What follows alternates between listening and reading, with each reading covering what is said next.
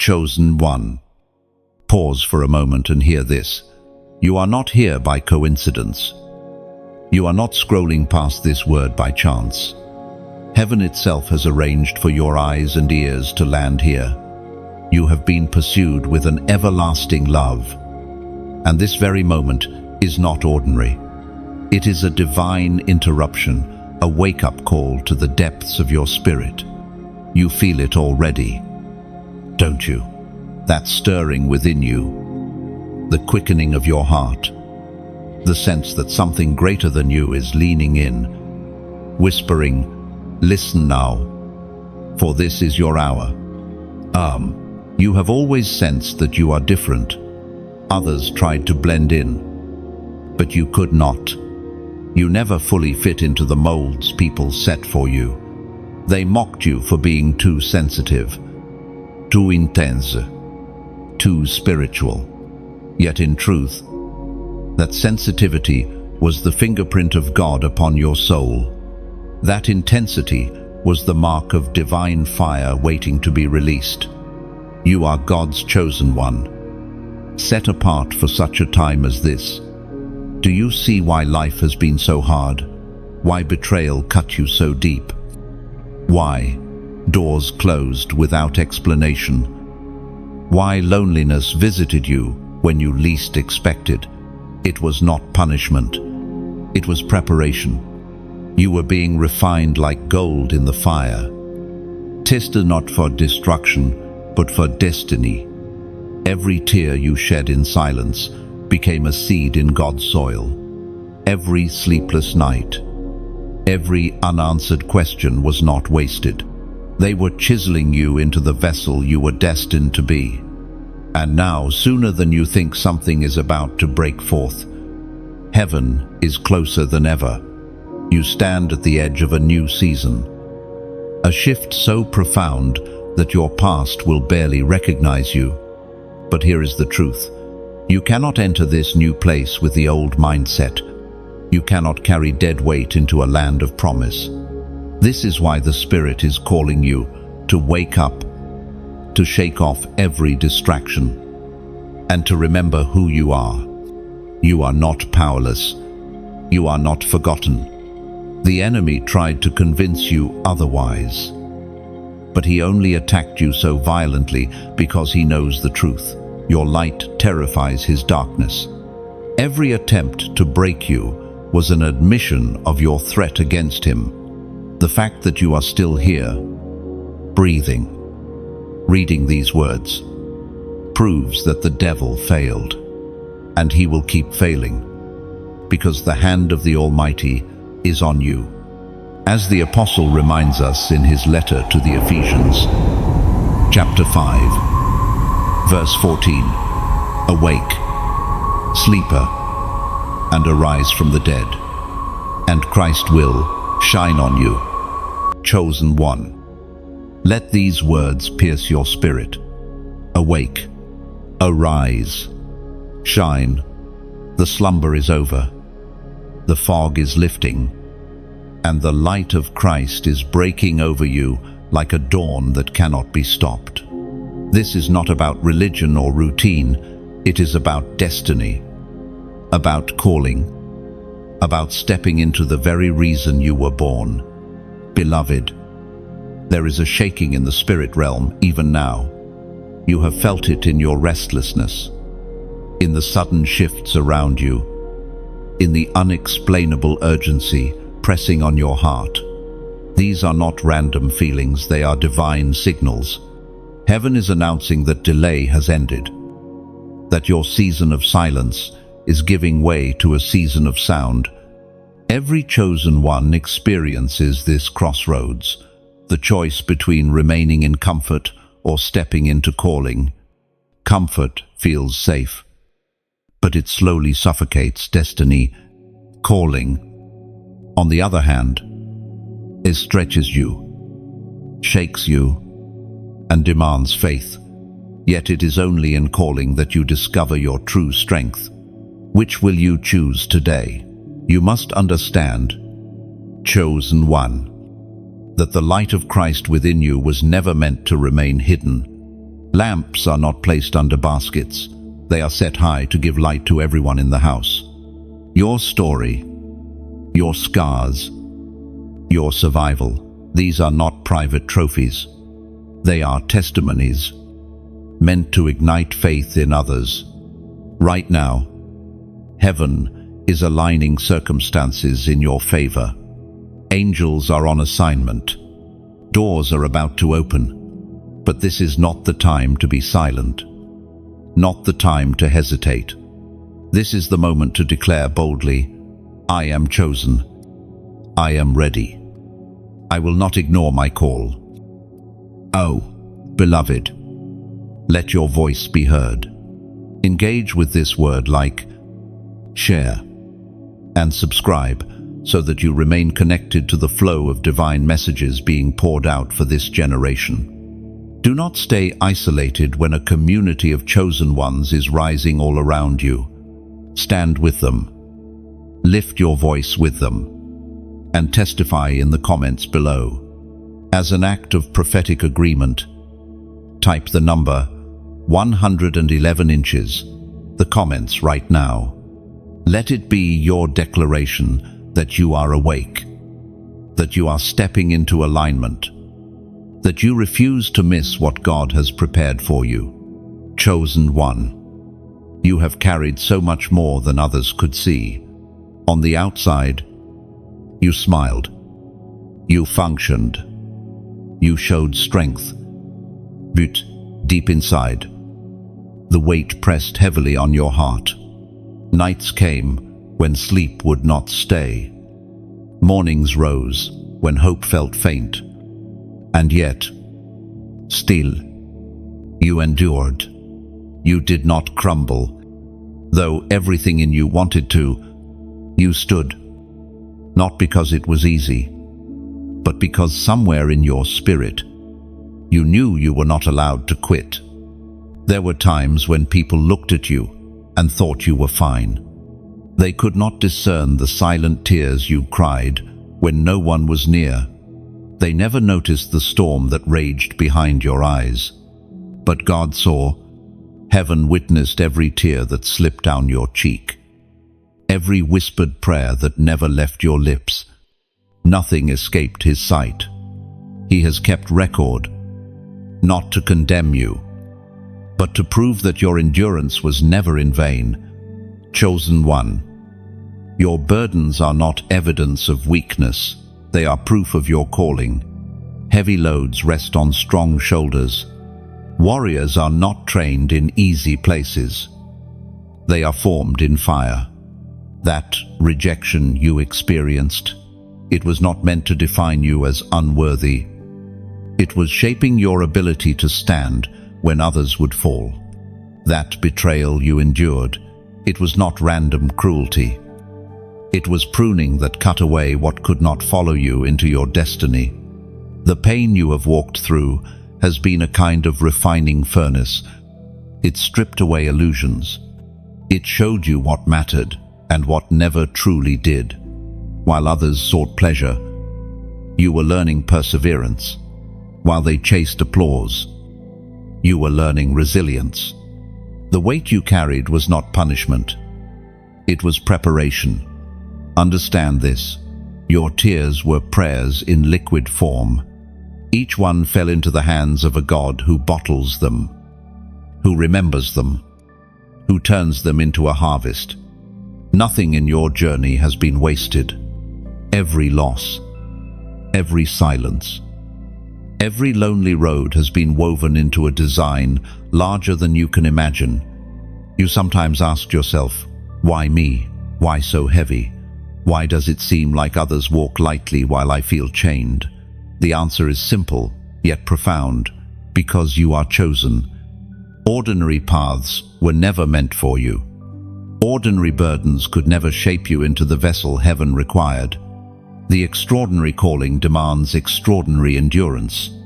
And now, chosen one, you are closer than you realize to the revealing of the purpose behind your pain. What once felt like crushing will soon reveal itself as shaping the very places where you were broken, are becoming the wells from which others will drink healing. You will discover that the wounds you thought disqualified you have actually become the evidence of your authority. We are reminded through the writings of Matthew in the Gospel, chapter 11, verse 28.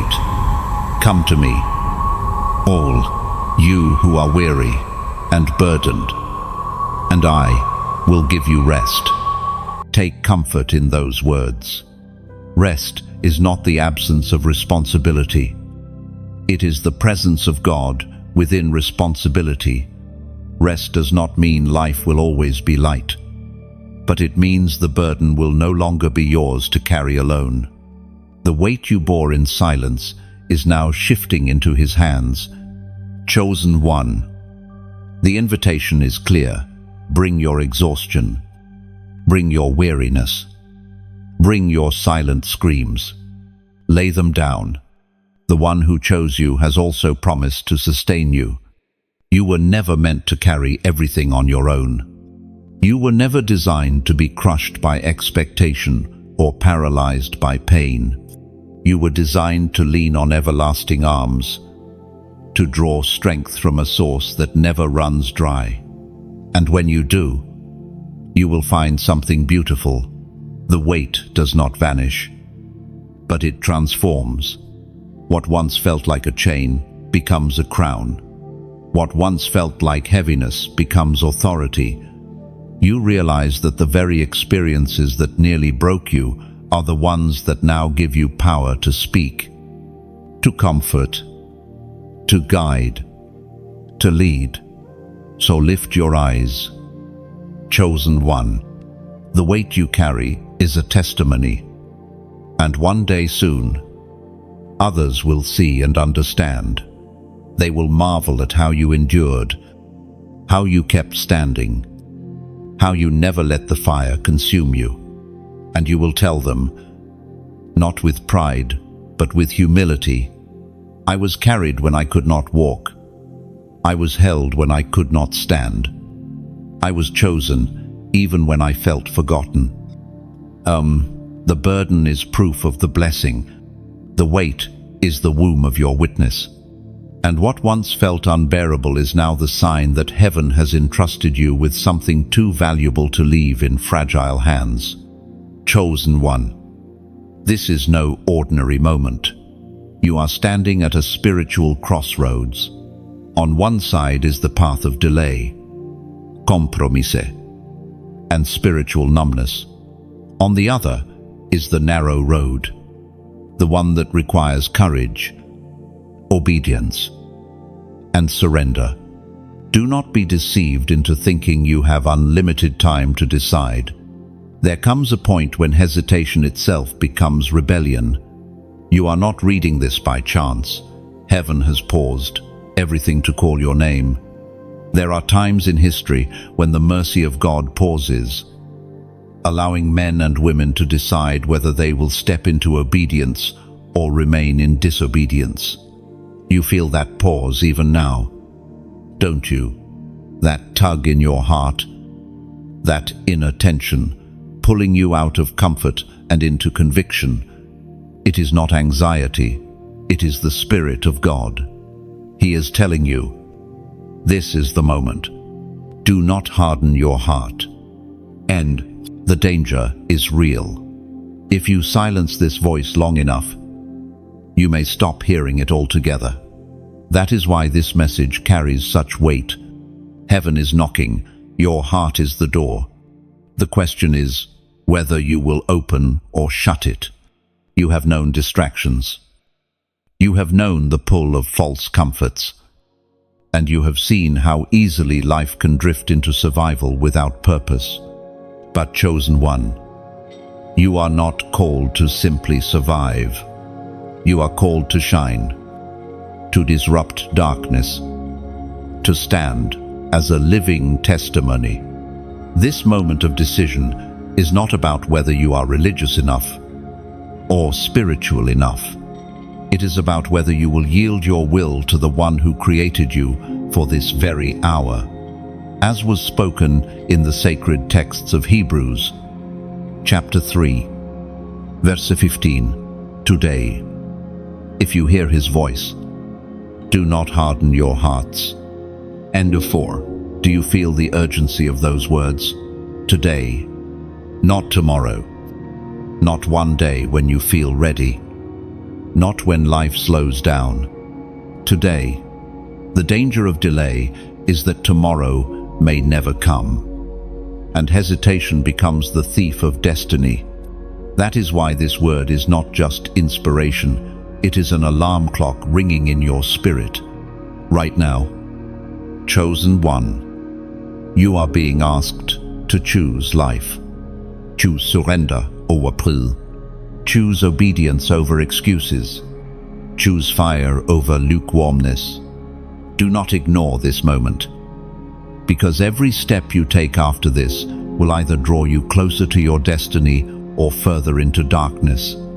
You are not alone in this decision. Countless others have stood at this very threshold, trembling with fear, yet stepping forward in faith.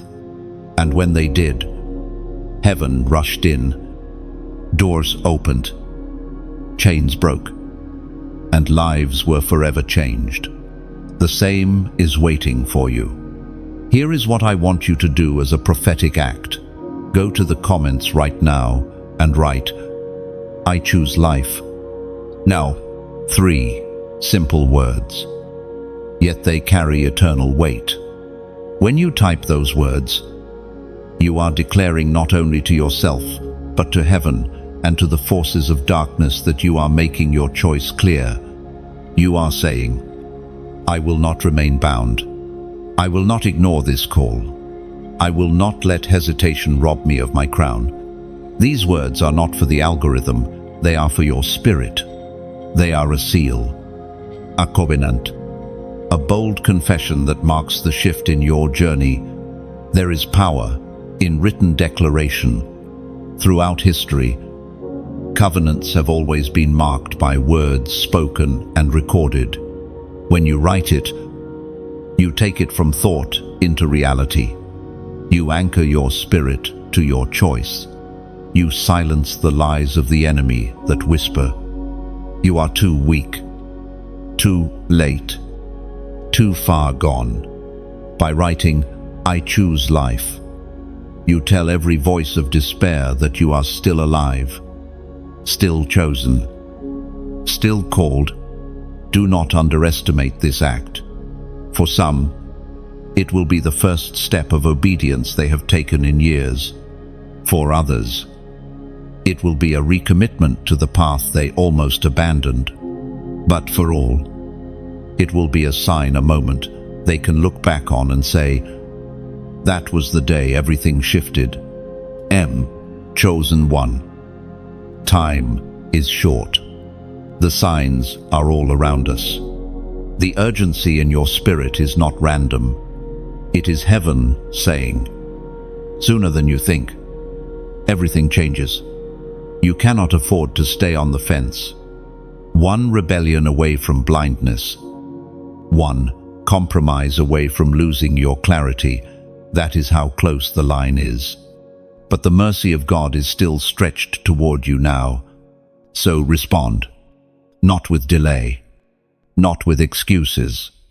Respond with conviction. Respond with humility.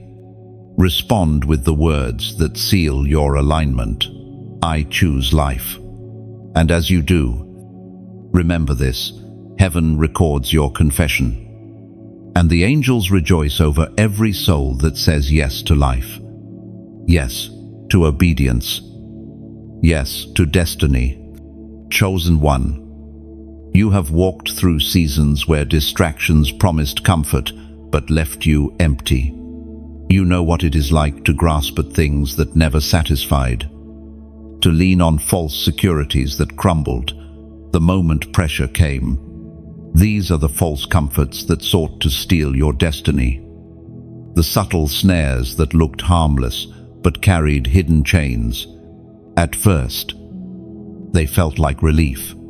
The distraction of endless entertainment dulled your thoughts for a while. The temporary approval of others gave you fleeting warmth. The chase for material gain whispered promises of stability, but none of these could quiet the deep ache of your soul. None of them could answer the question that burned within: why am I here? What is my purpose? False comforts always overpromise and underdeliver. They whisper, "This will heal you," but afterward they leave you more wounded. They insist, "This will make you whole," but in truth they hollow you out. Like a mirage in the desert, they seem real until you reach for them, and your hands close on emptiness. And yet, chosen one, these moments were never wasted. Through them, you learned to discern between temporary satisfaction and eternal fulfillment. You saw firsthand that the world's offerings are not built to sustain the weight of your calling. What others could settle for, you could not. What brought others peace brought you restlessness, not because you are broken, but because you are marked. The hunger in you is proof of the destiny on you. According to what is written in the Gospel of Mark, chapter 8, verse 36, "For what will it profit a man if he gains the whole world and forfeits his soul?" These words cut through every illusion. They expose the emptiness of false comforts. Gain means nothing if your soul is lost. Success means nothing if your purpose is abandoned.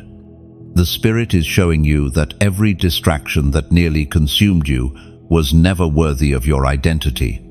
You were designed for something higher, something eternal. Think of how many times you nearly settled for relationships that looked good but drained your spirit.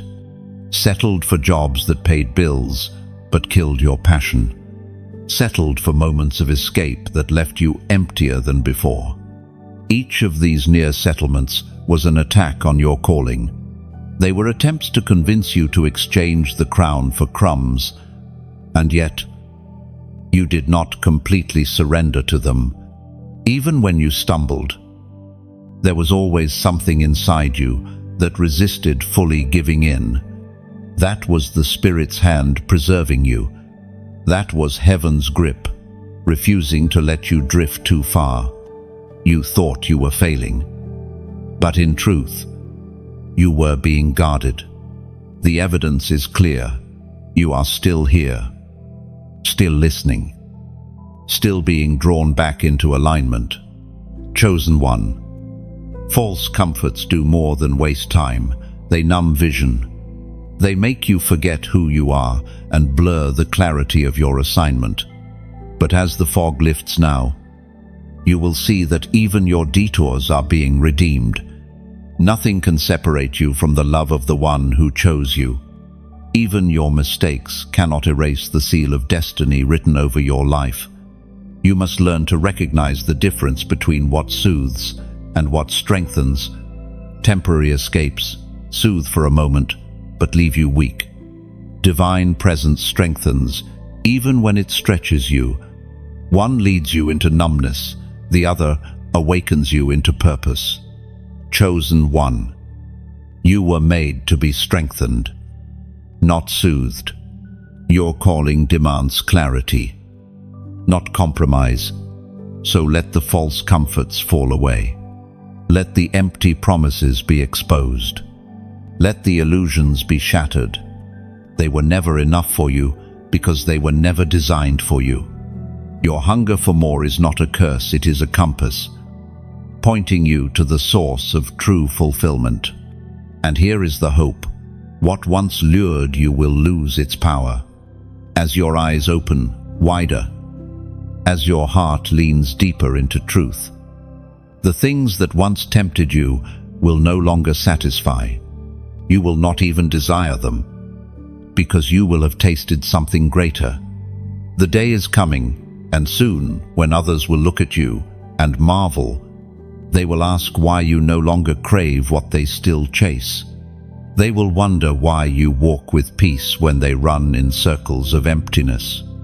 And you will answer with calm authority, "Because I found what cannot be bought, what cannot be stolen, what cannot be imitated. And, chosen one, you have seen enough to know false comforts are traps, but you are not bound to them anymore. You are awakening to your true inheritance, one that will not fade, will not disappoint, and will not enslave. Chosen one. The moment you began to rise into your calling, resistance awakened against you. It was not your imagination. Suddenly, people you trusted misunderstood you. Resources you counted on dried up. Opportunities that looked certain seemed to collapse overnight. This is the first clash, the undeniable truth that the light within you does not rise without stirring the shadows around you. Do not mistake this resistance for abandonment. In reality, it is confirmation. No one wastes energy fighting something that carries no threat. The intensity of your battles is evidence of the magnitude of your assignment.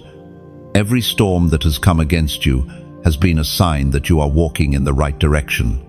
Think of a seed in the soil. Before it breaks the surface into light, it faces the crushing weight of earth above it. Pressure presses down. Darkness surrounds it. Yet within, life stirs. The seed is not being buried to die, but planted to grow. In the same way, the weight you feel pressing against you is not meant to crush you. It is the soil of destiny. You are breaking through. Resistance also comes in human form. You have seen it in family members who do not understand your decisions, in friends who pull away when your convictions sharpen, in co-workers who resent the light that shines from your life. Do not despise this. When light enters a room, it exposes what hides in darkness, and not everyone is ready for exposure. Some will distance themselves not because you failed, but because your presence awakens their conscience. The clash has also shown up in finances, in health, in unexpected losses. These were not random accidents. They were coordinated strikes meant to make you doubt your path. But hear me, chosen one, though the weapons were formed, they cannot prosper. Though storms raged, they cannot erase your foundation. Though enemies rose, they cannot overthrow what heaven has already decreed. As the prophet Isaiah declared in the ancient scrolls, chapter 54, verse 17, "No weapon formed against you shall prosper." Let these words be your shield.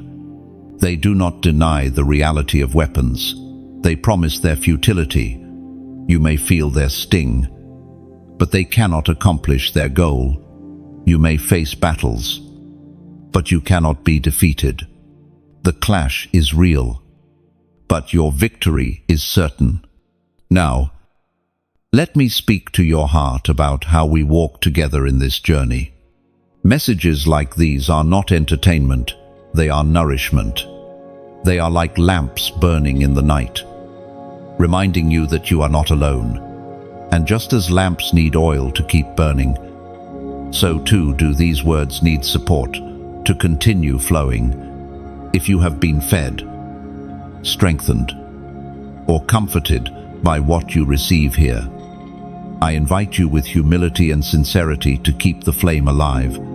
You can do this by simple acts, liking this message so it reaches others still wandering in darkness, sharing it so another soul can be reminded of their worth, subscribing so you never miss the strength being poured out. These actions are not about numbers, they are about multiplication, multiplying the reach of light in a world saturated with shadows. And if your heart feels stirred to go further, to place oil in the lamp in a tangible way, then consider giving. Think of it like watering a well you drink from, ensuring that its flow does not dry out. Every offering, whether small or great, becomes part of the fire that carries this voice, Father, higher, deeper into places where chosen ones are waiting. This is not obligation. It is invitation. It is not demanded. It is desired.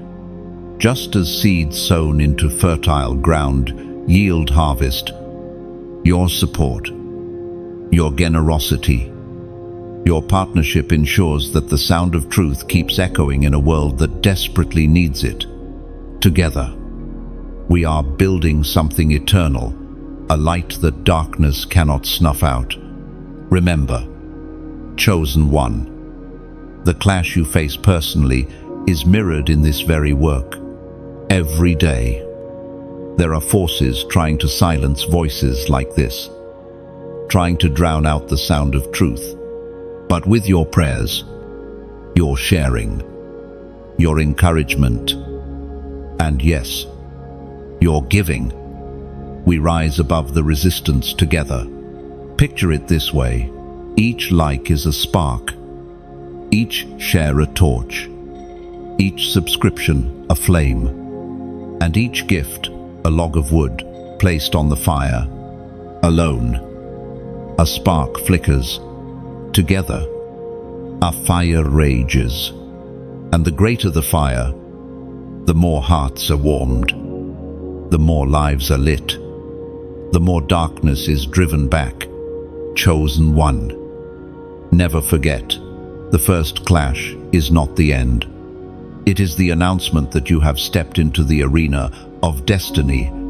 And while resistance rises, su tu das gracia. While opposition builds, su tu das favor. What you face is proof of what you carry, and what you carry is unstoppable, because heaven himself is backing you.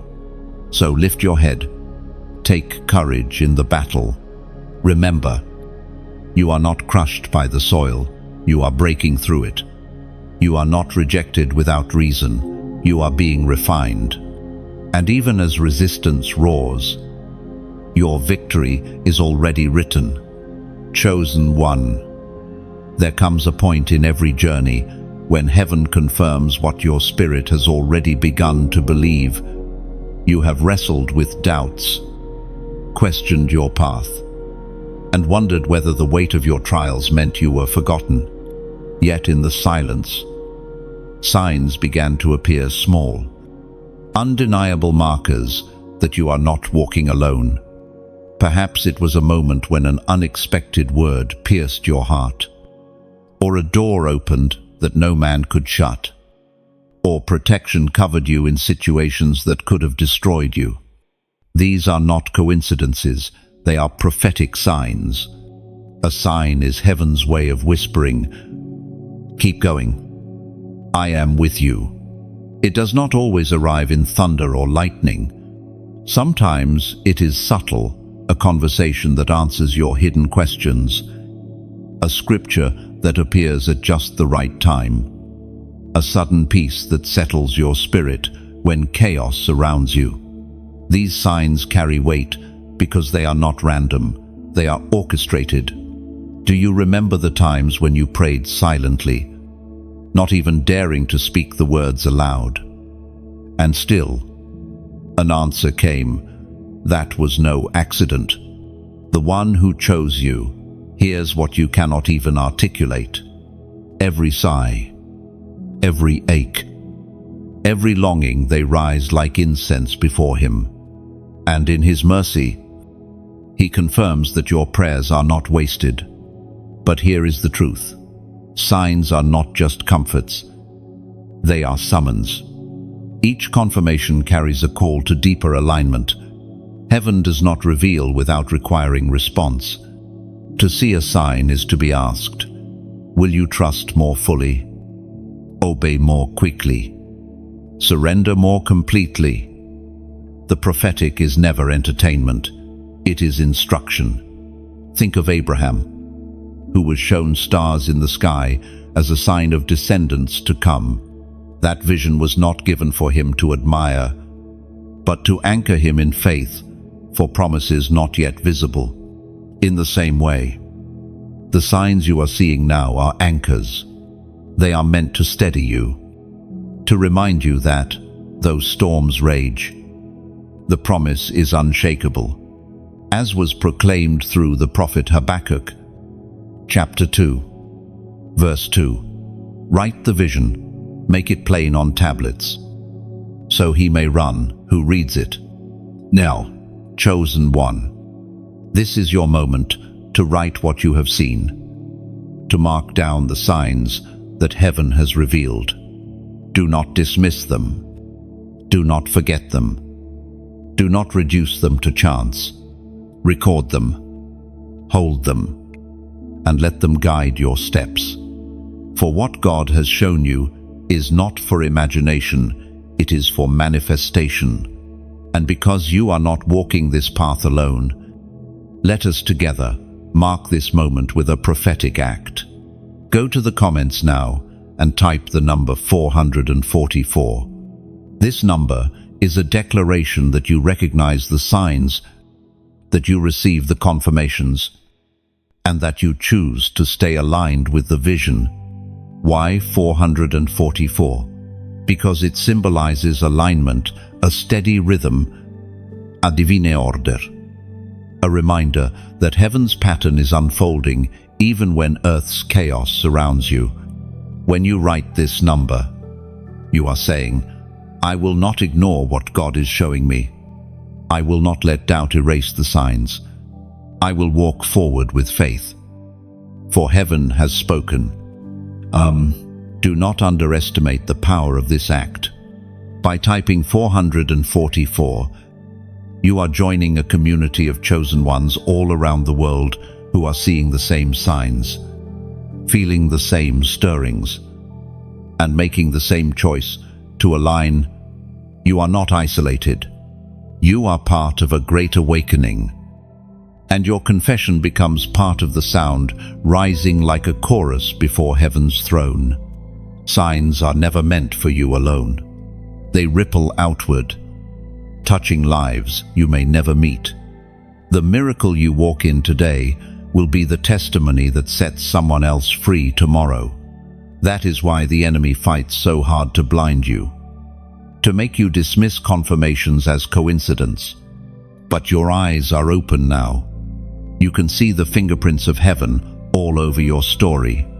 Think back the accidents you survived, the friendships that appeared in the perfect season, the sudden clarity in times of confusion. Each one was a sign, and though you did not always recognize them in the moment, you can look back now and see heaven was guiding you step by step. Chosen one. More signs are coming. They will be louder, clearer, undeniable. They will leave you with no doubt that you are being led, guarded, and prepared. But the question remains, will you trust them, or will you ignore them? Will you let them shape your obedience, or will you treat them as passing moments? Decide now that you will honor every sign, for when you do, you align yourself with the flow of heaven's design.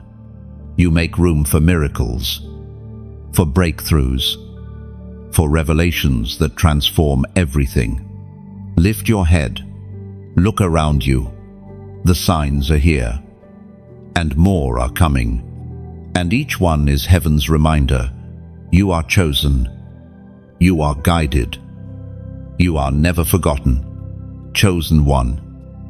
Within you lie treasures that you have not yet fully recognized. You have wondered at times why you feel so deeply, why your perception cuts through surface appearances, why your heart refuses to ignore injustice or suffering. These are not accidents of personality, they are hidden gifts, entrusted to you by heaven. You carry within your spirit unique abilities, abilities that were not placed there for decoration, but for assignment. You may think of them as small, an unusual sensitivity, a persistent intuition, a strength that rises when others collapse, but in truth, they are sacred deposits. Heaven does not place gifts at random. Each one in you has a purpose, and together they form the blueprint of your calling. That is why the enemy fought so violently against them. He tried to distort them, to make you despise them, to convince you that what made you unique was actually a flaw, your compassion. For example, you have felt the pain of others so strongly that it sometimes overwhelmed you. People may have said you were too emotional or too soft. But that compassion is a gift.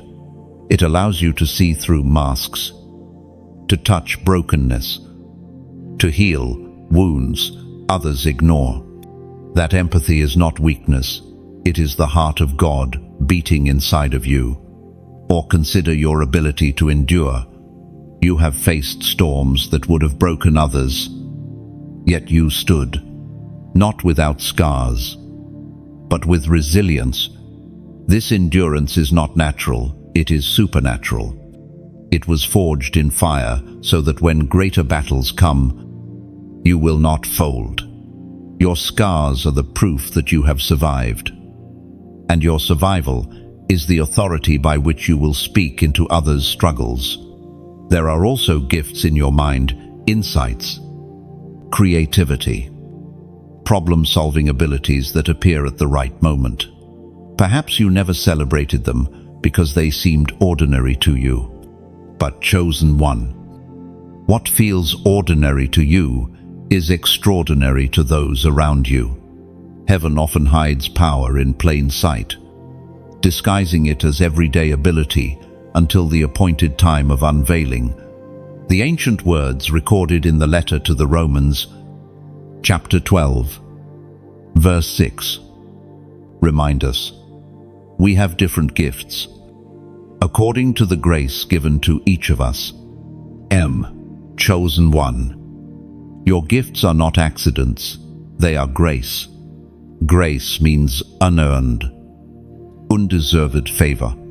Heaven decided, before you were even aware, to place these treasures inside you. You did nothing to deserve them, yet you are entrusted with them, and that trust is both honor and responsibility.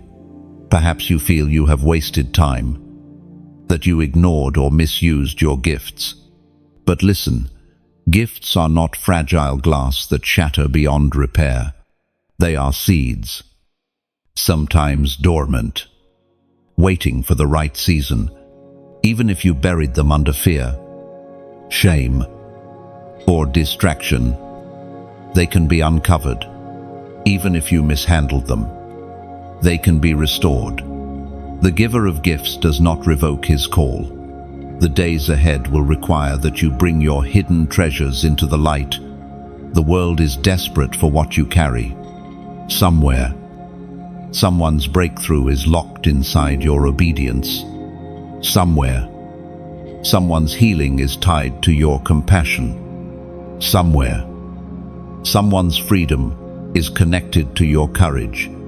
Do not despise your small sling, for it is heaven's weapon in disguise. But with every unveiling comes responsibility. Guard your gifts from exploitation. Do not cast them carelessly before those who only wish to drain you. Discern who is worthy of the oil you carry. Even Jesus did not reveal himself fully to everyone. He entrusted his mysteries to those prepared to receive them. So too must you learn when to pour and when to withhold. Chosen one, the hidden gifts in you will surprise even you. As you step into obedience, new strengths will emerge, new abilities will awaken, and you will realize that you were more equipped than you ever imagined. You will find yourself doing what you once thought impossible, speaking with authority you never claimed, standing in boldness that feels like fire in your bones. That is the nature of grace. It expands when surrendered. So, embrace what heaven has placed in you. Do not apologize for it. Do not diminish it to make others comfortable. Do not bury it in the ground of fear. Nurture it. Sharpen it. Offer it back to the one who gave it.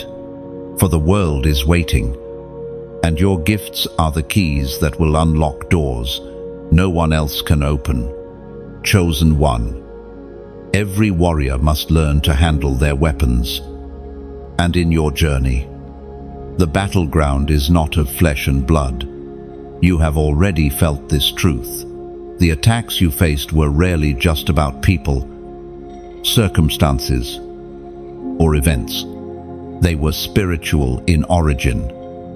Invisible force, pressing against your destiny. And for this, heaven has not left you defenseless. You have been given tools of warfare, not carnal, not temporary, but mighty, enduring, and unshakable. The first tool is truth.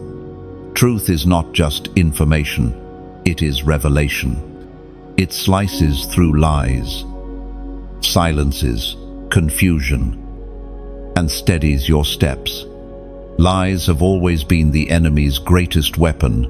Lies about your worth, your identity, your future. But when truth saturates your spirit, those lies crumble like shadows before the dawn. You begin to recognize when deception whispers, "You are forgotten," and you answer boldly, "I am chosen." No. The second tool is righteousness. Righteousness is not about perfection, it is about alignment. It is living in step with the will of the one who called you. When righteousness clothes you, the enemy loses access. He cannot accuse what is already covered. This is why your integrity matters, not because others are watching, but because righteousness is armor. Every choice to walk in obedience strengthens your shield, and every compromise weakens it. The third tool is faith. Faith is more than belief. It is a shield that quenches fiery arrows. When doubts rise, when circumstances scream impossibility, faith says, "But God." Faith does not deny storms. It declares that storms cannot prevail. It is faith that allows you to take steps into the unknown, to keep moving when evidence is absent, to hold steady when logic fails. Another tool given to you is the word itself. Scriptures are not mere words, they are swords, alive and sharp. When spoken, they cut through despair and dismantle strongholds. This is why the enemy fights so hard to distract you from them. He fears the moment you begin to wield them. For when you declare, "It is written," you echo the authority of Christ himself, and darkness trembles. Prayer is also a weapon, and perhaps the most underestimated. The world may scoff at it, but the unseen realm shifts when you pray. Prayer is not just speaking into the air, it is communication with the commander of heaven's armies. It summons strength. It summons strategies. It summons angels. Every whispered plea, every cry in the night, every declaration in faith has shaken walls you could not see. Worship, too, is warfare. When you choose to lift your voice in praise, even when heaviness presses down, you declare that darkness has no hold over your spirit. Worship confuses the enemy, because he expects despair, but hears joy. He expects silence, but hears songs. Worship is not entertainment, it is a weapon that shifts the atmosphere, turning prisons into pulpits, chains into testimonies. As the Apostle Paul wrote in his letter to the Ephesians, chapter 6, verse 11, "Put on the whole armor of God, that you may be able to stand against the schemes of the devil. Lust, Chosen one. Take those words to heart. The armor is not optional, it is essential. You cannot face spiritual battles with natural strength. You must clothe yourself daily, consciously, intentionally. The belt of truth, the breastplate of righteousness, the shield of faith, the sword of the Spirit, the helmet of salvation, the shoes of peace. These are not metaphors for comfort. They are survival for the chosen. Understand this. Your weapons are not passive. They require activation. Truth must be spoken, not hidden. Faith must be exercised, not stored. Prayer must be practiced, not postponed. Worship must be released, not reserved. The more you use them, the sharper they become. The more you wield them, the stronger you grow. The battle is real, but you are not unequipped. You were never meant to fight barehanded. Heaven has armed you, trained you, and prepared you. The only question is whether you will pick up your weapons or allow them to gather dust. And here is the mystery. The enemy often fears you more than you realize. His attacks are not proof of your weakness, but of his desperation. He knows what happens if you discover the weapons in your hands. He knows the devastation you can cause to his kingdom if you learn to fight with prayer, word, and worship. That is why he distracts you, why he tries to convince you that these tools are powerless. But they are not. They are heaven's arsenal in your hands.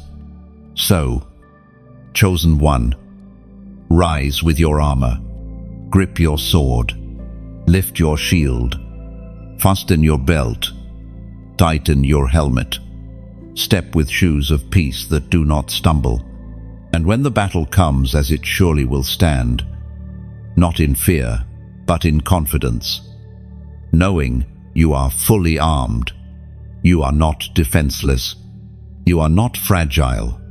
You are a warrior, clothed in divine armor, carrying weapons forged in eternity, destined to pierce darkness and stand unshaken. Chosen one. Every journey marked by heaven is tested. The call on your life is not proven in the ease of mountaintops, but in the fire of trials. These tests do not come to destroy you. They come to refine you. Yet, in the middle of them, they feel heavy, unrelenting, and sometimes unfair. You have asked, why me? Why again? Why does it seem like my faith is always under fire? The answer is simple. Untested faith is fragile, but tested faith becomes unbreakable. Your trials are not random. They are tailored to shape you, what others collapse under. You are being trained to carry. That is why your path seems harder, why your battles seem fiercer. You are not being punished, you are being prepared. Every delay is chiseling patience. Every rejection is anchoring humility. Every disappointment is training perseverance. Do you remember the times when you almost gave up? The nights when despair whispered louder than hope, yet somehow strength rose inside you, and you endured. That endurance is evidence that your faith is alive. It may have been shaken, but it was not extinguished. And that endurance is producing something in you that cannot be gained in comfort, a steadfastness that will hold you in storms still to come. Chosen one. Faith is not proven by words, but by survival. The fact that you are still standing, still searching, still refusing to quit, is proof of victory. You may not have perfect answers, but you have unwavering persistence. And that persistence is heaven's witness that you are who he says you are. As the Apostle James declared in his letter, chapter 1, verse 3, the testing of Your faith produces perseverance. Take these words deeply into your spirit. Perseverance is not weakness, it is strength under fire. It is the quiet power that refuses to be moved. The calm stance that says, though everything shakes, I will not fall. Perseverance is what separates those who only hear the call from those who walk in it. Your trials have also exposed your heart. They revealed what you truly believe, where your trust truly rests. And though you have stumbled at times, though you have doubted, though you have wept in frustration, you are still here. That means your roots are deeper than you realized. A tree tested by winds may lose leaves, but its roots grow stronger. So too, with you, chosen one. Trials are sacred classrooms. Pain is a ruthless but effective teacher. You did not learn endurance through ease, you learned it through fire. You discovered resilience, not in seasons of abundance, but in moments of lack. And now you carry wisdom that cannot be purchased, authority that cannot be faked, and endurance that cannot be shaken. But hear this, your testing is not only about you, it is about those who will come after you. The path you walk, the faith you forge, the resilience you embody will become a roadmap for others. Someone else will survive because you refused to collapse. Someone else will hope because you endured. Someone else will believe because your life proves it is possible. That is why your trials matter. They are not wasted, not meaningless, not empty. They are deposits into eternity. And though they hurt now, they will one day shine as jewels in your crown. Now, I want you to respond in a prophetic act. Go to the comments and write these 3 words. I will endure. Oh, why this phrase? Because it seals what heaven has already been working in you. It is not just a declaration of survival, it is a proclamation of victory. When you type, I will endure, you are declaring to your own heart, to heaven, and to every force of opposition that your faith will not collapse. You are anchoring your spirit in perseverance. This statement carries power because it transforms your trial into testimony. It turns what felt like punishment into preparation. It shifts your focus from the pain of the moment to the promise beyond it. I will endure is not wishful thinking. It is a covenant between your spirit and the one who sustains you. Chosen one. Let these words echo in your soul. Endurance is not passive waiting, it is active trust. It is standing tall in storms, refusing to let go of the hand that holds you. It is believing, even when evidence seems absent. It is saying, though I am pressed, I am not crushed. Though I am struck down, I am not destroyed. Though I am weary, I will not quit. And your testing will not last forever. Every furnace eventually cools. Every storm eventually passes. But what remains after is the true treasure, a faith purified, a spirit unshakable, a testimony undeniable. And that is what you are carrying, even now. So lift your head, chosen one. Look at your scars and see them not as shame, but as badges of survival. Look at your trials and recognize them as teachers. Look at your faith and realize it is stronger than you ever imagined. You are enduring, and you will endure until the end. Chosen one. There comes a moment when what was hidden can no longer remain unseen. For so long, your preparation took place in silence. You fought battles no one applauded, endured seasons no one celebrated, carried crosses. No one noticed. But now, the season of unveiling is here. The light that has been growing in secret is breaking forth in public. This is both triumph and testing. For visibility attracts both celebration and resistance.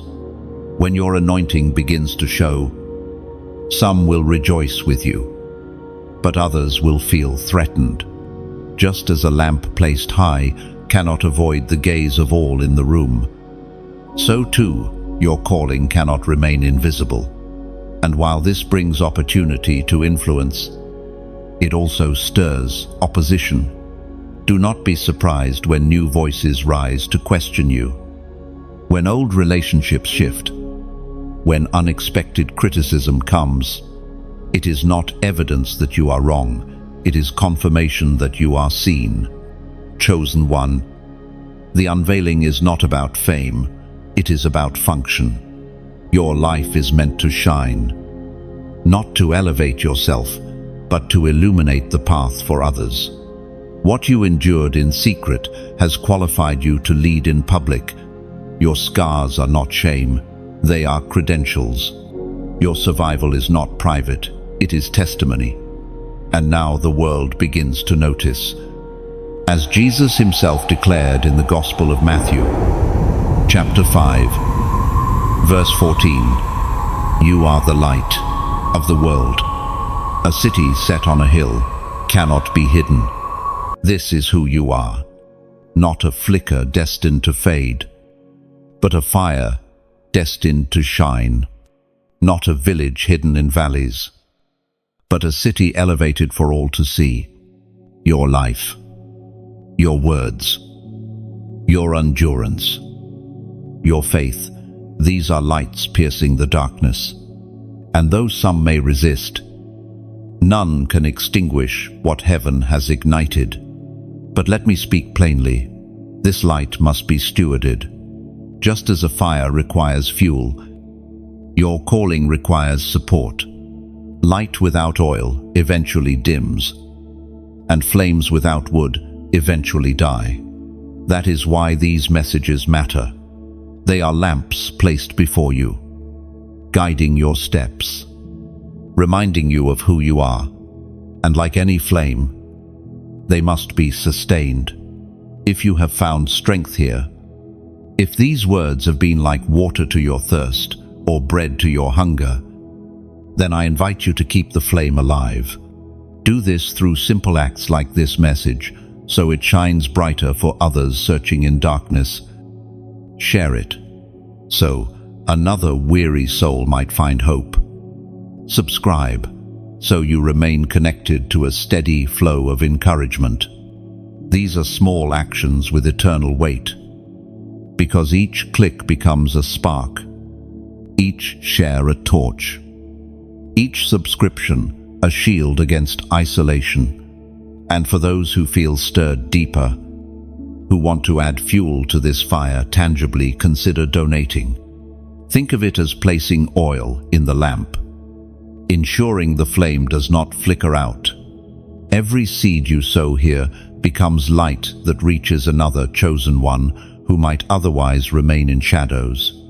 It is not about obligation, but about participation. You are not just receiving, you are building. You are not just listening, you are fueling. Imagine it this way.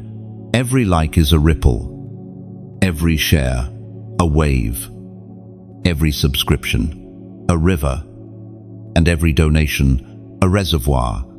Together, these streams form an ocean that carries light across nations. Alone, our candle flickers. Together, we become a blaze no darkness can resist. Chosen one. Do not underestimate the impact. Somewhere, someone is one message away from surrendering to despair, one message away from giving up, and your support may be the reason that message reaches them. You become part of their testimony without ever meeting them. That is the beauty of divine partnership. Your obedience touches lives you will never see. But remember, The unveiling will also test your heart. Will you shine for recognition? Or will you shine for purpose? Will you guard the flame humbly? Or will pride creep in? These are the choices every chosen one must make. The greater the light, the greater the responsibility. Do not fear the weight of visibility. You were prepared for this. The years of hidden endurance shaped your character. The nights of silent prayer rooted your humility. The scars of past trials taught you compassion. And now, when eyes turn toward you, they will not just see you, they will see the one who carried you through. Chosen one. The city on a hill does not exist for itself. It exists as a beacon, a guide for travelers lost in night. Your unveiling is not about self-promotion, it is about service. The fire in you is not for display, it is for warmth, for light, for guidance. And as you embrace this, you will find joy not in applause, but in impact. Not in recognition, but in transformation. So, let your light shine. Steward it wisely. Fuel it faithfully. And together, let us ensure the fire does not go out, but spreads until darkness has no place left to hide. Chosen one. One of the deepest wounds you will ever endure does not come from enemies in the open, but from friends at your side. Betrayal is sharp because it strikes from the place of trust. You prepared yourself for battles with strangers, but you did not expect the wound from someone you once called safe. And yet, this too is part of the journey of the chosen. It hurts differently, doesn't it? When opposition comes from outsiders, you can shake it off. But when it comes from those you confided in, those you laughed with, those you prayed with, the pain cuts deeper. You replay conversations in your mind, wondering where the shift began. You question yourself, wondering if you could have prevented it. Betrayal leaves not only scars but questions that echo in the silence of your soul. Do not despise your tears. Chosen one. They are not weakness, they are proof of love. Only those who open their hearts wide enough to love can ever feel the sting of betrayal. And though betrayal feels like loss, it also becomes the soil of wisdom. You will learn to discern hearts, to love without naivety, to embrace without blindness. Understand this: betrayal is never wasted. It refines your circle. It removes what could not remain. It shows you who walks with you for convenience and who walks with you for covenant. And though the process is painful, it protects you from greater harm in the future. Think of Joseph, betrayed by his brothers, sold into slavery, left for dead. Yet it was betrayal that positioned him for destiny. What looked like cruelty was actually the hand of God moving him closer to purpose. Or think of Jesus, betrayed with a kiss. Even in that darkest moment, heaven's plan was unfolding. In both stories, betrayal was not the end, it was the doorway.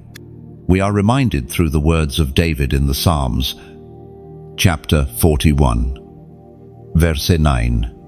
Even my close friend, someone I trusted, one who shared my bread, has turned against me. Of chosen one, you are not alone in this. You are not the first to feel this wound. Even the psalmist wept over the sting of a trusted friend's betrayal. Even the Son of God felt the weight of disloyalty. Your pain is real, but it is not without precedent. And just as others rose from it, so will you. Betrayal forces you to see beyond faces into spirits. It awakens discernment in you. you begin to recognize that not everyone who smiles is for you. Not every hand extended is trustworthy. This is not bitterness, it is clarity. Love remains, but wisdom now governs it. Chosen one. The wound of betrayal also teaches boundaries. Before, you may have given without measure, trusted without testing, poured without pausing. Now, you learn to guard your oil. You learn to discern where to invest your energy, your time, your heart. You learn that unconditional love does not mean unwise vulnerability. Yes, the pain lingers, but in time, it will no longer sting, it will strengthen. You will look back and see that what was meant to shatter you actually shaped you. The friend who turned became the teacher who sharpened.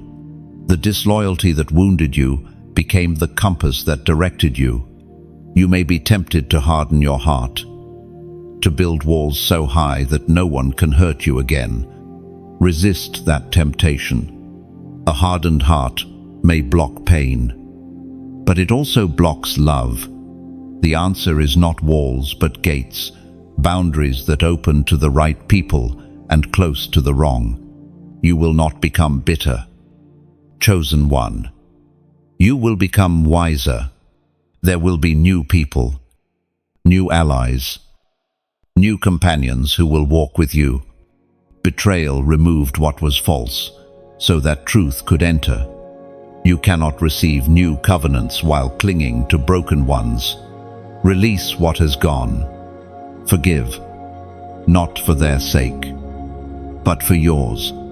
Forgiveness breaks the chain that ties you to pain and frees you to step into destiny unburdened. Chosen one. Betrayal is not your ending chapter. It is a paragraph in your story, one that leads to greater authority, deeper wisdom, and sharper discernment. The tears you cry now will one day become words of comfort to others who walk through the same valley. Your testimony will be a light for those stumbling in the dark of betrayal. So hold steady. Do not let bitterness take root. Let wisdom grow instead. Do not let rejection define you. Let it refine you. The wound is real, but so is the healing. And when you rise because you will rise with eyes clearer, heart stronger, and spirit steadier. Chosen one. Though betrayal may have thinned your circle, heaven has never left you alone. Isolation was never your final destination. It was preparation for connection. And now, in this new season, you will begin to notice how the right people are drawn to your path. They are not here by coincidence, but by divine appointment. They are allies, fellow carriers of light. Those who understand the language of your spirit without lengthy explanation. This is the council of saints, not a physical council with robes and titles, but a spiritual fellowship bound by shared fire. These are men and women who, like you, have endured storms, carried crosses, and resisted compromises. When you meet them, something in you will resonate, as if you have known them all along. It is the recognition of spirit meeting spirit, light answering to light. Chosen one. Your path was never designed to be walked alone. Even prophets of old had companions. Moses had Aaron, Ruth had Naomi, Paul had Timothy. Each carried their own weight, yet each was strengthened by partnership. Isolation sharpens you, but fellowship sustains you. You need those who will not only celebrate your victories, but also weep with you in valleys, who will hold up your arms when they grow weary. The Spirit has been preparing them for you, even as He has been preparing you for them. And when you meet, you will see confirmations. Words you have been carrying in silence will be spoken aloud by others. Scriptures that leapt from the page in your private study will be declared in conversation. Dreams you thought were too bold will be affirmed by the testimonies of those around you. This is the beauty of divine alignment, as Jesus declared in the Gospel of Matthew, chapter 18, verse 20. Where 2 or 3 are gathered in my name, there am I among them. Okay, chosen one. Do you feel the weight of that promise? It means that when you connect with even a small remnant of true believers, you create a space where heaven invades earth. Your gatherings are not ordinary meetings. They are portals where the King himself dwells. It is not about numbers. It is about presence. And presence changes everything. The Council of Saints also provides accountability. Alone, it is easy to drift, to lose focus, to slip into discouragement. But when voices around you echo truth, you are pulled back into alignment. When they remind you of promises, when they pray with you, when they challenge you with love, you are strengthened to keep going. And here is the mystery. The enemy fears unity. He knows that 1 can chase 1,000, but 2 can put 10,000 to flight. That is why he fought so hard to isolate you, to convince you that you were abandoned. But the truth is, heaven has been arranging reinforcements, and they are arriving sooner than you think. Chosen one. Let this message be your sign. You are about to step into circles that fit your destiny. No more shrinking to be accepted. No more dimming your light to make others comfortable. The ones coming your way will not be intimidated by your fire. They will fuel it. They will not mock your dreams. They will echo them. They will not exploit your gifts. They will honor them. And so, as a prophetic act, I want you to mark this moment. Go to the comments and type the number 555. Why 555? Because it is a sign of divine grace, multiplied grace for you. Grace for those you are connected to. Grace for the season you are entering. By writing this number, you are declaring that you are ready to step into alignment with heaven's counsel. You are saying, I receive the companions ordained for me. I welcome the fellowship of saints. I step into unity that multiplies strength. End of 4. Do not underestimate the power of this declaration. When you type 555, you are not simply engaging with text. You are prophesying over your own journey. You are inviting heaven's order into your relationships. You are agreeing with the promise that you will not walk alone, but with others who sharpen, sustain, and strengthen you. Chosen one. This fellowship will change you. You will discover courage you did not know you had, because you will see it reflected in others. You will find clarity, because the voices around you echo what heaven has already been whispering. You will walk lighter, because burdens are easier when shared. Yes, you were forged in isolation, but you will flourish in connection. Yes, you were tested alone, but you will triumph in unity. The Council of Saints is not a luxury, it is part of your destiny, and as you embrace it, you will find joy that loneliness could never give, and strength that solitude could never sustain. Chosen one. Before the dawn always comes the darkest night. You know this truth not only in theory but in lived experience. There are seasons where the sky seems to close, where every prayer feels unanswered, where silence presses so heavily that you wonder if heaven has forgotten you. This descent is not punishment, but process the stripping away of what cannot endure in the light to come. The dark night of the soul is the place where illusions die. Here, you discover that strength built on self collapses, ambitions fueled by pride burn out, comforts that once soothed no longer work. You are left raw, vulnerable, and painfully aware of your own insufficiency. And though this feels unbearable, it is in this sacred breaking that the deepest transformation occurs. Chosen one, the descent has purpose.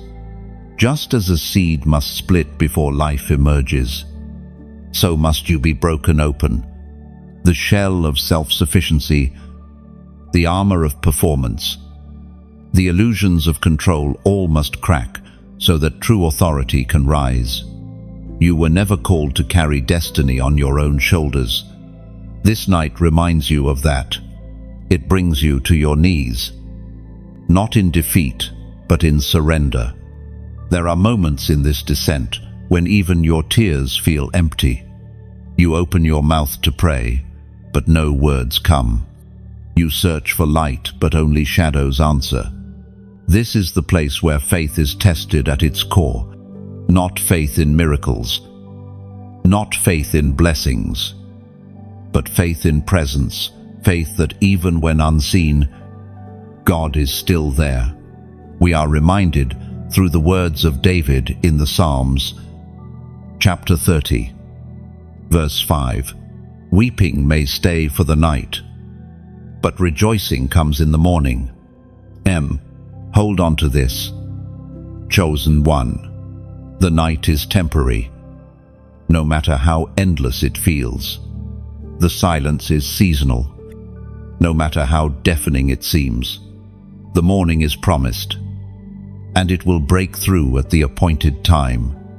The descent is not the end, it is the passageway into dawn. This season strips away pretense. It exposes your motives. It purifies your desire. Things you once thought were essential lose their grip. What once occupied your focus now feels shallow. The dark night refines you, so that when the light comes, you can handle it without pride, without fear, without compromise. In this place, you are learning to be content with presence rather than performance. You are discovering that you are loved, not for what you do, but for who you are. The silence becomes a teacher, reminding you that even when all else is stripped away, you are still chosen, still loved, still held. Chosen one, do not despise this descent, though it feels like loss. It is preparation for gain, though it feels like emptiness. It is clearing space for fullness, though it feels like death. It is the prelude to resurrection. Think of the caterpillar, enclosed in darkness within the cocoon. From the outside, it looks like death, but within, transformation is happening. Wings are forming. Identity is shifting. When the cocoon breaks, what emerges is not what entered. So too with you. The night you endure is forming wings you have not yet seen. This season is also an invitation to stillness. While the world urges you to fix, to strive, to push, the Spirit whispers, "Be still and know." The darkness teaches you that not everything can be solved by action. Some things can only be endured in trust. And in that endurance, something unshakable is formed. When morning comes, and it will, you will rise differently. You will not only carry authority, you will embody authenticity. You will speak not from theory, but from scars. You will lead not from pride, but from humility. You will shine, not because you sought the spotlight, but because light has been burning in secret places. Chosen one. The descent before dawn is sacred. Let it do its work. Let it refine you, strip you, purify you, Do not rush it. Do not resist it. Trust that the same hand that allowed the night will also command the dawn. For soon, you will look back and see that the place you thought was your grave was actually your garden. The soil that covered you was not burial but planting. The night that wept over you was not your ending but your becoming. Chosen one. After the descent comes restoration. What was stripped away in the night makes room for what is being returned in the morning. This is the season of power's return, not the fragile, temporary power the world chases, but the enduring authority that flows from heaven. It does not arrive with noise or spectacle, but with the quiet weight of true anointing. In this season, you will notice the difference. Before, you acted with effort, striving to make things happen. Now, doors will open, not by your push, but by His hand. Before, you spoke with uncertainty, wondering if your words carried weight. Now, when you speak, hearts will stir, atmospheres will shift, and peace will settle. This is not because of you, but because of the one who walks with you. Restoration is never a simple return to what was lost. It is multiplication. What was broken is not merely mended, it is remade stronger. What was taken is not only replaced, it is returned with increase. You endured the night not to come back empty, but to rise with double portion. That is the promise of the one who redeems. He wastes nothing and restores everything. Chosen one. Authority is being recalibrated in you. Before, you may have spoken boldly but without depth. Now, your words will carry weight because they are forged in pain and tested by fire. People may not know your full story, but they will feel its residue in your presence. They will sense that you carry something real, something unshakable. This return of power is not about dominance but stewardship. Heaven entrusts authority not for control, but for service. You are being positioned not to rule over people, but to lift them, not to boast in your strength, but to pour out what you have received. The crown you wear is not an ornament, it is a responsibility, as it is written in the book of Isaiah, chapter 42, verse 31. But those who hope in the Lord will renew their strength. They will soar on wings like eagles. And chosen one. Feel the promise in those words. Your strength is not drawn from human striving. It is renewed by divine hope. You are not crawling anymore. You are rising. You are not bound to the ground. You are soaring. Like eagles that ride the wind, you will learn to move with grace, carried not by exhaustion, but by spirit. You will find that the same situations which once drained you no longer have power over you. The voices that once wounded you will lose their sting. The fears that once paralyzed you will fade in the presence of renewed strength. This is the mark of restoration. What used to break you no longer can. Chosen one. The return of power also carries new clarity. You will see with sharper vision. Things that once confused you will become simple. Paths that once seemed hidden will open before your feet. This is the eagle's perspective, the ability to see further, higher, and clearer. It is a gift that comes not through striving, but through surrender. But remember, the return of power demands humility. Power without humility corrodes. Power with humility heals. You have endured the night so that when power returned, you would not misuse it. The scars you carry remind you of where you came from, ensuring that pride does not take root. You lead not to exalt yourself, but to point to the source of your restoration. Chosen one. Restoration is here. Strength is rising in you. Authority is returning to you. Favor is surrounding you. What you lost is not only being given back, it is being transformed into something greater. You will not walk as the person you were before the night. You will walk as one who has seen both fire and dawn, as one who carries both scars and strength. This return is not temporary. It is not a fleeting moment. It is a new way of being, a recalibration of your spirit, a recentering of your authority. You are stepping into a rhythm of grace where power flows not by striving, but by abiding. And as you walk in it, others will be drawn, not to you, but to the light within you. So rise, chosen one, spread your wings, move with strength renewed.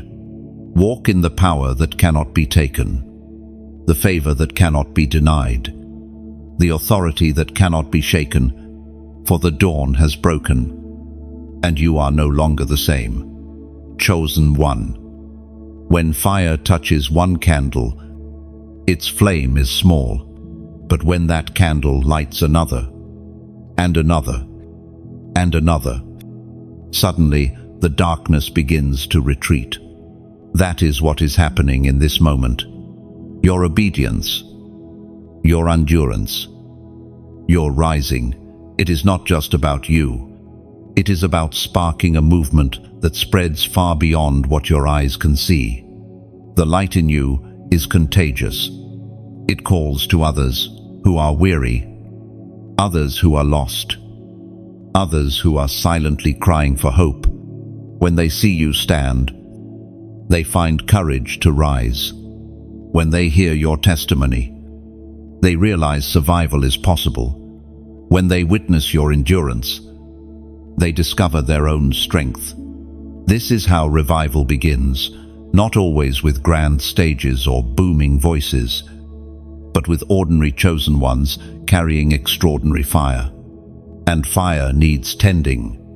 Just as a bonfire grows when logs are added, so too this movement grows when each of us contributes. Think of these words as sparks falling into your spirit. But sparks alone do not make a fire. They need breath. They need wood. They need care. In the same way, this message becomes a blaze when you engage, when you breathe life into it by sharing, by speaking, by standing with it. As the prophet Isaiah proclaimed in the scrolls, chapter 60, verse 1, "Arise, shine, for your light has come, and the glory of the Lord rises upon you."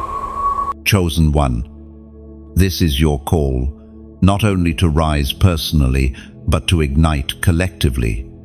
The glory rising on you is not meant to stay confined. It is meant to multiply, and here is where your simple acts become holy. A like is not just a click, it is a signal that says, "I stand with this light." A share is not just a button, it is a torch extended into another's darkness. A subscription is not just a routine, it is a choice to keep oil in the lamp, ensuring the fire never dies out. And yes, giving, whether through donation or support, is not about obligation, it is about fueling. Imagine a lighthouse on a stormy coast. Ships in the night depend on its beam to avoid wreckage. But that light does not shine without oil, without tending, without care. Every gift you release is oil in the lamp, fuel for the beacon, assurance that the light continues to pierce through storms for others still adrift. This is not about building platforms, but about building bridges. Bridges between despair and hope, between darkness and light, between isolation and community. Your engagement keeps the bridge strong. Your support keeps the path clear. Your generosity keeps the light burning. Together, We are not an audience. We are an army of light. Chosen one. Do not underestimate the ripple of your response. Somewhere, someone scrolling in silence is one heartbeat away from giving up. They stumble across a message like this because you chose to share it. They whisper a prayer because you left a comment. They feel less alone because you stood visible in your faith. That is the hidden power in your actions. They become lifelines for others. So here is what I invite you to do. Let this not just pass by. Leave your voice here in the comments. Write your reflection, your agreement, your testimony. Your words are not wasted. They may be the very spark that keeps another chosen one from extinguishing their flame. And as you write, you are not just commenting, you are adding another log to the fire, ensuring that it burns hotter and brighter.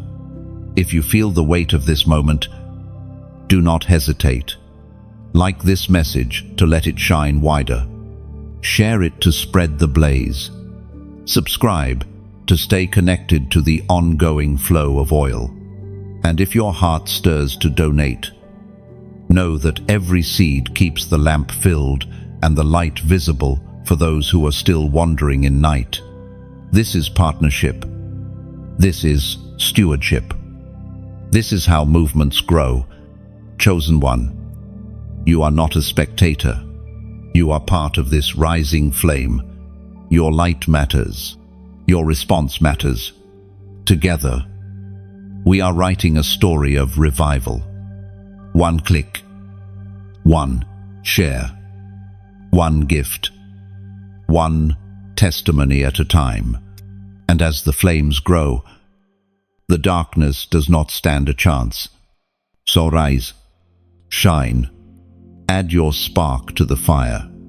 Because what heaven has begun in you is not meant to end with you. It is meant to spread until the whole world knows that the light has come.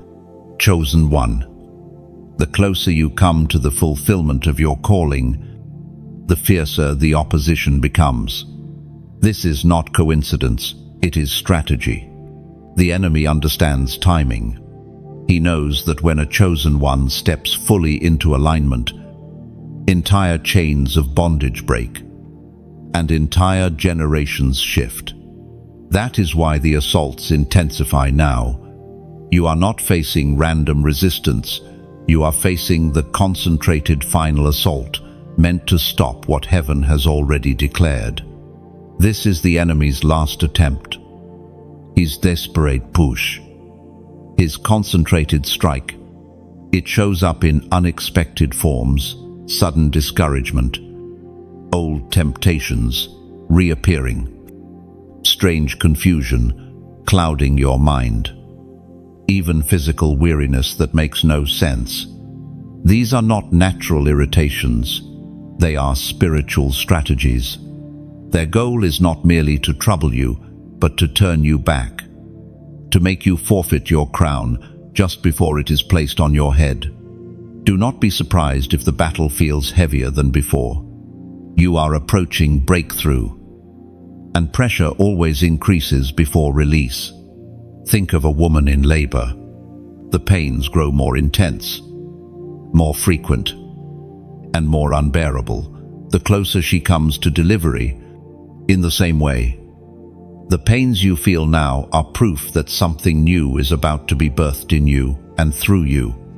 The final assault is not designed to reveal your weakness, but to confirm your strength. The very fact that you are being targeted so aggressively is evidence of what you carry. If you were insignificant, the attack would not be so fierce. If you posed no threat, the opposition would not waste its energy.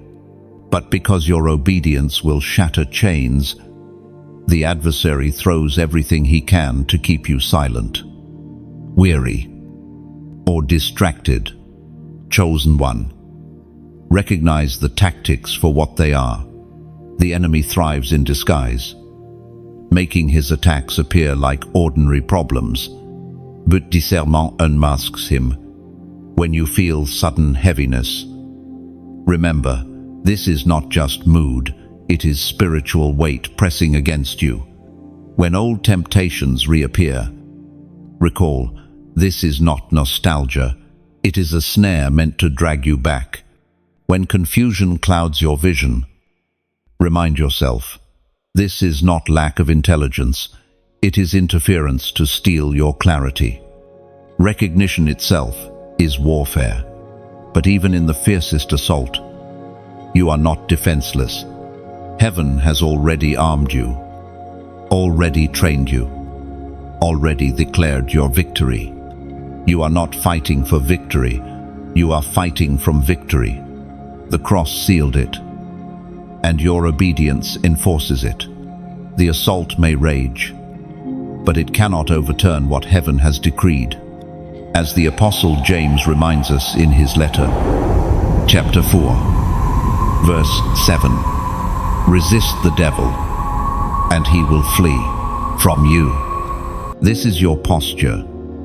Chosen one, resistance, not passive surrender, not fearful retreat, but active resistance. To resist is to stand your ground, to refuse to bow, to declare that no matter how loud the assault, your allegiance will not shift. Resistance is not glamorous. It often feels like holding steady when everything in you wants to run. Yet that steady stance makes the enemy flee.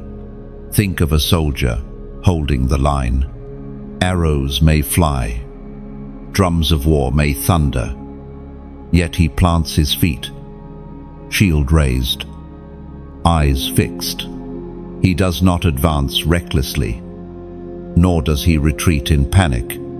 He holds, and in holding, he breaks the enemy's will.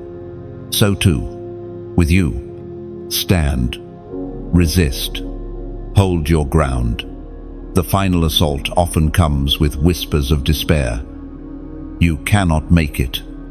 You are too tired. You are too late. But those are lies. Your endurance has carried you this far, and it will not fail you now. The same hand that sustained you in the night will carry you through this battle. Chosen one, understand that this moment is critical. What you decide now echoes into the future. If you yield to despair, you risk losing what is already within reach. But if you stand, if you resist, if you endure, the enemy has no choice but to flee. His assault is fierce but not eternal. His power is loud but not lasting. His threats are sharp but not victorious.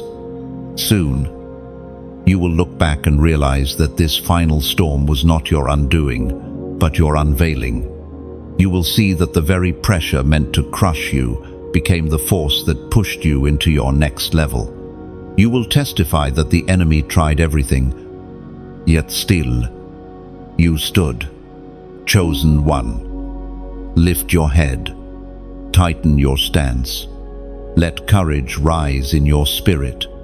The assault is real, but so is your authority.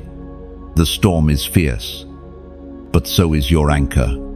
The enemy roars, but his time is short. Victory is not coming, it is already written. Chosen one. The journey has led you through valleys of shadow, through nights of silence, through fires of testing, and through storms of resistance. And yet, you stand here now at the threshold of destiny. This is not the end of your story, but it is the sealing of your calling. The crown long prepared for you is being placed upon your head, not as an ornament of pride, but as a sign of commission. You are not merely surviving, you are being sent. This crown represents victory, but also responsibility. It is the mark that you have endured the refining, that you have resisted the assaults, that you have chosen obedience when rebellion would have been easier. It is not given lightly. It is heaven's declaration that you are ready to walk in the authority entrusted to you. The crown is both reward and mandate. Reward for faithfulness. Mandate for service. Chosen one. Understand this. Your destiny is not about titles, stages, or applause. It is about assignment. You are commissioned not to build your own kingdom, but to advance His.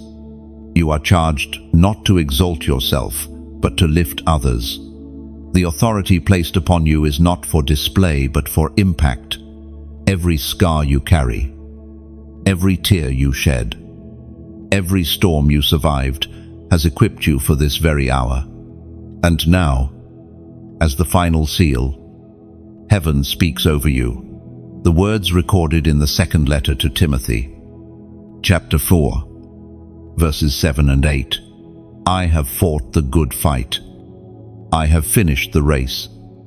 I have kept the faith.